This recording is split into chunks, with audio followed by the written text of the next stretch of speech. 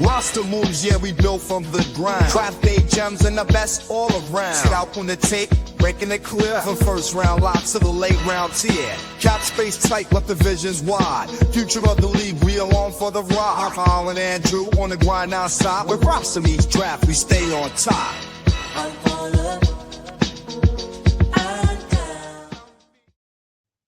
Hey, welcome back to another episode of the Draft Fellows. I am Kyle Fellows, and I am flying solo today without Andrew Mertig. I've been away for close to 6 weeks now, I think, and Andrew has been holding down the fort in my absence. People have asked, like, hey, where have you guys been? Why are you not doing shows together? Everything's good. Just had a hard time coordinating our schedules over the course of the summer with some personal travels and those kinds of things, but excited to be back, and we're excited to collaborate. Again, we'll be putting out a show together later this week.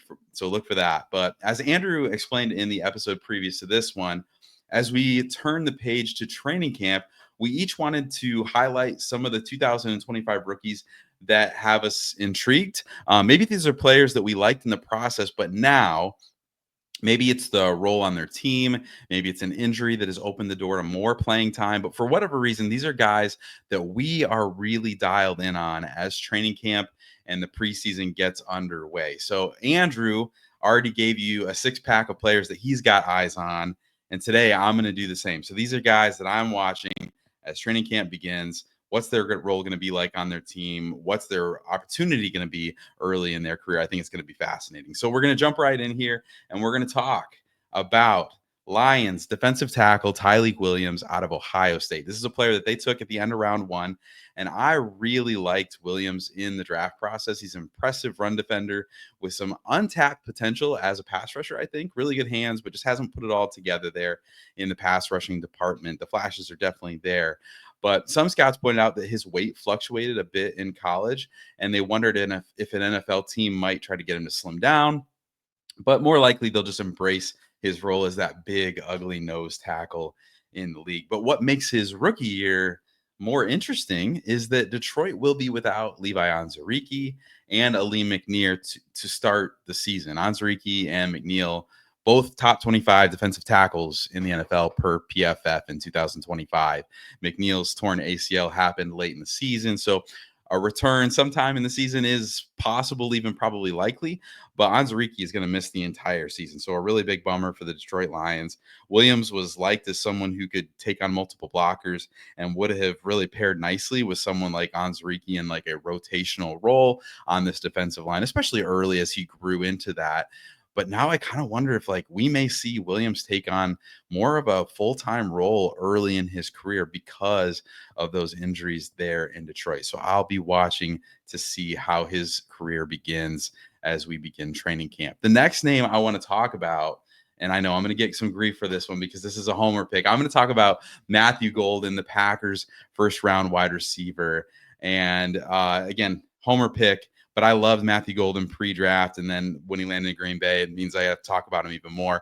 But I am genuinely curious to see how things go for him early. Green Bay needs some star power at receiver, and they acknowledge that need with the Golden selection, right? But I'm curious, will that Texas wide receiver be given a role early, or will he have to earn the right to play ahead of guys like Dobbs and Wicks, who have been inconsistent but have proved their value on the field already, right? Of course, we know Jaden Reed is going to be on the field. He's going to be used in the slot. But does Golden get any work in the slot? And will we see Green Bay use the speed that Golden has? Of course, we know Christian Watson is not going to be available. The Pack will need someone to take the top off of defenses, and we know that Golden possesses sub 4.3 speed in testing. He didn't always show that on the field. So I love the prospect. I love the landing spot in Green Bay. I'm just so fascinated to see how quickly it all clicks for Golden in camp and what his role will be as we see him begin his career. Next up on the list, we're going to talk Jackson Dart, the Giants quarterback out of Ole Miss. Dart was the quarterback in this class that I honestly thought was most intriguing. I think Cam Ward was far and away the best prospect, and I didn't really love this quarterback class, but Dart is intriguing. I think that's the best word for it. I feel like if there's a quarterback that hits big in this group, it wouldn't completely surprise me if it was Dart. He has some accuracy things to work out for sure, but I think most of the other things are there in his profile. And we've seen quarterbacks in the last decade or so. It used to be like if you didn't have accuracy, you didn't have accuracy, but we've seen a little bit more of some mechanics and things like that being able to fix that. And so optimism for Dart, that he can get that worked out. And the New York situation, I think, is what makes this one a little extra intriguing to me. The Giants organization chose to pass on some other quarterback options and attach their wagon to Dart specifically. And of course, they also added some other veteran quarterbacks this offseason, too. You can't overlook that. But this Giants building needs to win. And they will be motivated to get Dart on the field quickly to tie themselves to the future. And so, if he can prove that he earns that opportunity and that the front office can showcase that they picked the right guy, like that could save their job. So, there's a lot of motivation there. So, I'll be watching in camp and in the preseason to see if the veterans in that giant quarterback room can hold off Dart, or if he can show just enough promise to tempt the organization to put him on the field, even if it might be a little bit early in his development than maybe they should. But turning the page, we're going to talk about his college wide receiver. We're going to talk Trey Harris, who landed with the Chargers, of course, coming from Ole Miss. Trey Harris is one of my guys in this class. Admittedly, he reminded me just a little bit of a poor man's Brian Thomas, which was one of my favorite prospects in the 2024 class, not to take that victory lap again.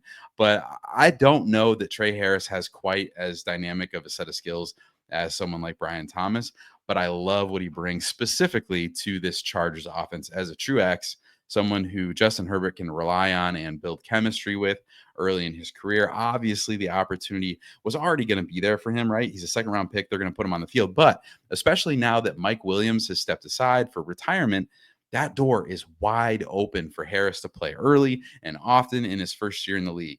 He wasn't the first wide receiver off the board in the draft, but given the role that he could have in this offense besides someone like Ladd McConkey, I think they could complement each other really well. And I think we could be talking about him as a big steal when we look back on this 2025 draft class. All right, next guy up is edge Josiah Stewart, who went to the LA Rams. And this is the Michigan defensive end, of course. He's a classic example of the player who is just good at football, right? His testing wasn't extraordinary. It's probably why he fell as far as he did in the draft. He went 90th overall. I think that there were a lot of people who actually thought he might fall further than that, but the Rams snatched him up at the bottom of the third. But he has always been an extremely productive player, and I just wonder if we will see that production translate even in the NFL. Some guys just know how to get it done and produce even despite some athletic limitations. He lands in a really good spot, I think, with the Rams, where he might get on the field a little bit earlier than he would have in some other spots. And the Rams, this is so interesting. They have a history of taking players with limited athleticism and getting the most out of them. Most people didn't perceive Puka Nacua to be the player that he has become, right? He went late for a reason. And Kyron Williams tested like he was going to sell insurance shortly after his college career, but the Rams valued both of those guys, gave them prominent roles in the offense early, and they've become absolutely instrumental to what they're able to accomplish on that offense. And so I just kind of wonder, obviously on the other side of the ball on the defense, but I kind of wonder if we might see the same thing from Josiah Stewart, given that he's that player who just produces despite the athletic testing. So keeping an eye on Josiah Stewart. We're also going to talk about Jared Wilson. This is the last one. Interior offensive line, center, Jared Wilson from Georgia, 95th overall to the Patriots. And the Patriots overhauling the entire offensive line, right? They signed former Viking Garrett Bradbury to its offseason. It pays him about $5 million per season. However, Bradbury will be 31 next offseason, and if he is cut prior to 2026, he would save the Patriots $4.7 million in cap room, essentially making this a one-year deal, and then we'll see contract, right? Which makes me wonder if Jared Wilson can play well early, if he could replace Bradbury by the end of even this season as they look to the future. So lots of changes there. Obviously, Will Campbell comes in to play tackle. Jared Wilson could end up being the center there. That would be a huge draft haul for them to fix this offensive line if it works out. So I will be watching one center, Jared Wilson, even in the preseason to see how that's going. But it's all going to be so fascinating, guys. Football is back. You just can't beat it. Thanks for including the Draft Fellows in your preparation for the 2025 season. Make sure you tune in to our next episode that will drop in the next couple of days, where Andrew and I, believe it or not, will be back together again, and we will compare our lists and talk about even more rookies that we'll be watching in the preseason. We're excited. We hope you're excited. But again, thanks for joining us. Make sure you like and subscribe to the show. Share us with a friend. We appreciate all the love and support you guys have given. From the draft room to the gridiron, the Draft Fellows have got you covered. Until next time, stay tuned and stay in the game. Yo, we break it down, strategy in the booth. Yeah, build a roster up, that's the ultimate truth. Brody get fellows, we breaking the lies. Yo, draft day, also watch these players strive. Hey, discussing picks, we analyze every skill. NFL dreams, you know we got that thrill. From college to the pros, we scout them right. Tune in to Draft Fellows, we light up the night. Football fans.